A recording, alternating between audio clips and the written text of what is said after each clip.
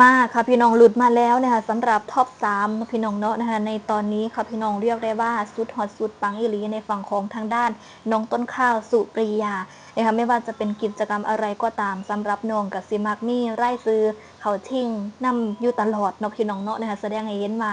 FC แฟนคลับของทางด้านน้องต้นข้าวพร้อมที่จะซัพพอร์ตนะคะและพร้อมที่จะปั่นและดันน้องอย่างเต็มที่เนาะพี่น้องเนาะอ้าวนี่แหละค่ะพี่น้องเนี่ยเรียกได้ว่าในฝั่งของทางด้านหมอลำฮิตติดเทรนค่ะพี่น้องเพิ่นได้มีการออกมาอัปเดตค่ะพี่น้องสำหรับผลคะแนนสูงสุดปัจจุบันเนาะพี่น้องเนาะนะคะ3อันดับโดยกันทั้ง3สาขา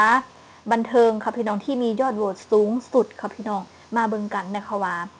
ใครบ้างสำหรับท็อป3เนาะพี่น้องเนาะบอกเลยนะคะว่ารายชื่อที่แอดมินติดประกาศต่อไปนี้นะคะเป็น3อันดับสาขานะคะที่มีคะแนนโหวตสูงที่สุดเด้ค่ะพี่น้องนะคะซึ่งหมายความว่ารายชื่อที่แอดมินสิประกาศต่อไปนี้นะคะบ่ได้เจาะจงเฉพาะสาขาใดสาขาหนึ่งแต่เป็นการรวมหลายๆสาขาแล้ว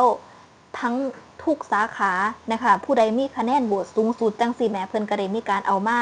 จัดอันดับ3อันดับด้วยกันค่ะพี่น้องแล้วก็มีน้องต้นข้าวสุปรียาด้วยเรียกได้ว่าไม่ธรรมดาบุษาคิดเบิงค่ะพี่น้องศิลปินนะคะหรือว่าจะเป็นสิว่าจังไดล่ะนะคะเราดาราจังสี่เนาะพี่น้องเนาะคู่จิ้นนี่ยังก็ว่ากันไปนะคะหลายคนเลยค่ะพี่น้องนะคะเยอะมากๆแล้วแต่ละศิลปินนะคะแต่ละคนแต่ละท่านบอกเลยนะคะว่าฐาน FC แฟนคลับนี้เหนียวแน่นแห้งแต่น้องต้นข้าวน้องสามารถที่จะขึ้นมาเป็นท็อป3ได้ถือได้ว่าไม่ธรรมดาแสดงให้เห็นว่า FC แฟนคลับของน้องต้นข้าวเหนียวแน่นแห้งค่ะพี่น้องหลายอีหลีนะคะเอานี่ละมาเบิ่งกันนะคะสำหรับ3อันดับนี้ผู้ใดแน่น้องต้นข้าวอยู่อันดับที่2นะคะมาเบิ่งกันค่ะพี่น้องอันดับแรกนะคะอันดับหนึ่งก็คือ TR62 ฝ้ายพีระยาอุ้ยพี่น้องก็คือบ่ต้องบ่ฮอดบ่ถึงเลยสำหรับในฝั่งของทางด้านฝ้ายพีระยาบ่ว่าสิเป็นกิจกรรมอันใดก็ตามเนาะพี่น้องเนาะคู่จิ้นยังก็ว่ากันไปเพิ่นมักสิติดอันดับ1อยู่ตลอดติดอันดับท็อปอยู่ตลอด FC แฟนคลับของเพิ่นนี่หลายเนาะพี่น้องเนาะนะคะกระแสของเพิ่นปังเพิ่นก็ได้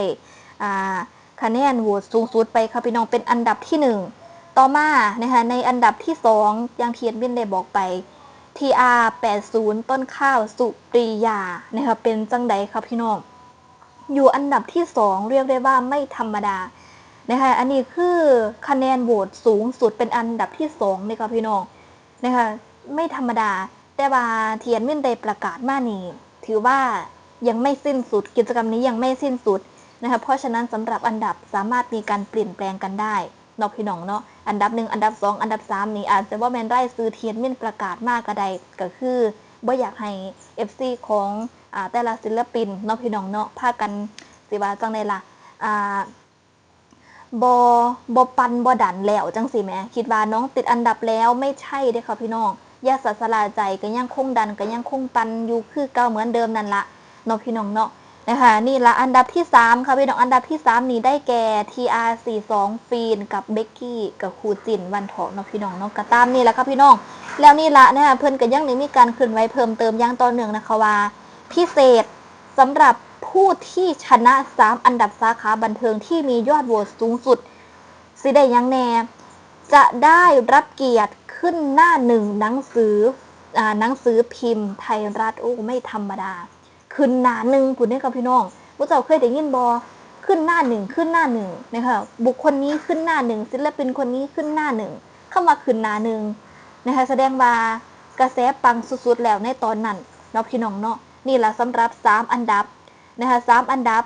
สาขาบันเทิงที่มีคะแนนโหวตสูงสุดค่ะพี่น้อง3อันดับเด้นะคะนี่กะสิได้รับเกียรติขึ้นหน้า1หนังสือพิมพ์ไทยรัฐค่ะพี่น้องขึ้นอันได้อีกบันที่นี่นะคะแล้วก็ขึ้นจอ Times Square ใจกลางนิวยอร์กโอ้ไม่ธรรมดานะคะไม่ธรรมดาต่อมาค่ะพี่น้องได้เฮ็ดยังอีกได้ขึ้นจอ MBK ใจกลางกรุงเทพนะคะไม่ธรรมดาเลยค่ะพี่น้องการที่เฮาสิได้เห็นรูปศิลปินหรือว่ารูปดาราหรือว่ารูปคนที่เฮาชื่นชอบนะคะอยู่บนจอ นะคะแบบใหญ่ๆใจกลางกรุงเทพใจกลางนิวยอร์กจังสี่แหม่มู้เจ้าคิดเบิงมันไม่ธรรมดาแสดงให้เห็นว่าบุคคลนี้ดังจริงเนาะพี่น้องเนาะนะคะนี่แหละค่ะพี่น้องเพราะฉะนั้น FC แฟนคลับหลายคนก็เลยพากันมองว่าบ่อยากสิสลาใจวันเถาะเนาะพี่น้องเนาะถึงแม้ว่าเฮาสิได้ยินรายชื่อนะคะประกาศออกมาอัปเดตล่าสุดนะคะว่าศิลปินที่เจ้าของชื่นชอบนะคะอยู่ใน3อันดับก็จริงนะคะแต่สำหรับในการโหวตยังไม่ถือว่าเป็นที่สิ้นสุดนะคะนั่นหมายความว่าคุณสามารถโหวตได้เรื่อยๆเนาะพี่น้องเนาะบ่แม่นคิดว่าลูกสาวเฮา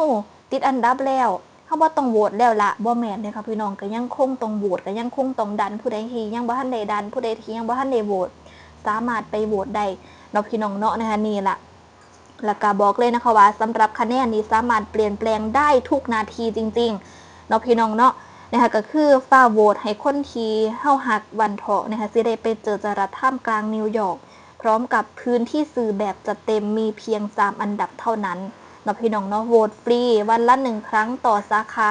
ตั้งแต่วันนี้ถึงวันที่31ธันวาคม2568เนาะพี่น้องเนาะนะคะนี่หมายเหตุคะแนนอัปเดตณวันที่19นะคะก็คืออัปเดตเป็นที่เรียบร้อยแล้วอัปเดตล่าสุดในมือว่านนี้นี่แหละครับพี่น้องอันดับ3อันดับเทียนมินได้กล่าวไปเมื่อสักครู่ก็ตามนั่นละเนาะพี่น้องเนาะในตอนนี้ทางด้านน้องต้นข้าวก็ถือว่าได้อยู่อันดับที่2นะคะก็ถือว่ายังติดอันดับเนาะพี่น้องเนาะยังติดอันดับนะคะคะแนนโหวตสูงสุดนะคะแต่เราก็ต้องโหวตอย่างต่อเนื่องนะคะเพราะว่าในตอนนี้มื้อนี้วันที่20พฤศจิกายนค่ะพี่น้องนะคะเหลือเวลาอีกประมาณเดือนครึ่งเนาะพี่น้องเนาะเหลือเวลาอีกประมาณเดือนครึ่งนะคะแล้วนี่แหละคันบอกว่าเดือนครึ่งนี่มันกระโดนอยู่เด้ค่ะพี่น้องมันก็ถือว่าหลายมือแล้วนี่ล่ะนะคะเพราะฉะนั้นถ้าเราโหวตไปทุกๆวันโหวตไปเรื่อยๆเนาะพี่น้องเนาะไม่แน่น้องอาจจะขึ้นเป็นอันดับที่1ก็ได้มันว่าซะเนาะนะคะน้องอาจจะขึ้นเป็นอันดับที่1ก็ได้นะคะอีหยังก็สามารถเกิดขึ้นได้เบิดนะคะแต่ว่าเฮากะอย่าสะพึงดีใจไปคือกันนะคะเพราะว่าอันดับนี้อาจจะมีการเปลี่ยนแปลงได้ทุกนาทีเนาะพี่น้องเนาะไม่แน่แต่ละบ้านฮักอื่นๆอาจจะมีการแบบทุ่มโหวตในวันสุดท้ายในนาทีสุดท้ายก็เป็นไปได้เนาะพี่น้องเนาะนะคะเฮากะตามนี้แล้วค่ะพี่น้องนะคะกะได้ยินแค่สมีเฮากะดีใจแล้วว่าน้องคะแนนอัปเดตในตอนนี้ก็คือคะแนนของน้องนี่อยู่อันดับ3ท็อป3วันเถาะเนาะพี่น้องเนาะหลายคนก็ดีใจแล้วกะถือว่าเป็นศิลปินที่เก่งนะคะเป็นเด็กน้อยอายุ13ปีค่ะพี่น้องแต่ได้ติดอันดับท็อปกับรุ่นพี่จังซี่แม้เนาะพี่น้องเนาะนะคะกะนั่นละก็ตามนั่นแหละค่ะพี่น้องนะคะการโหวตการดันนะคะก็ขึ้นอยู่ที่ FC แฟนคลับเนาะพี่น้องเนาะอยากส่งน้องไปเจอจรัสนะคะอยากให้น้องมีแสงนะคะคักก็นี่นะคะการนี่ล่ะกระดันกระโหวตน้องวันเถาะเนาะพี่น้องเนาะเอากะตามนั่นแหละค่ะพี่น้องเอานี่ล่ะสำหรับคลิปนี้ก็ขอจบคลิปไว้ซ้ำนี้ซะก่อนเนาะค่ะก็เข้ามาสวัสดีค่ะ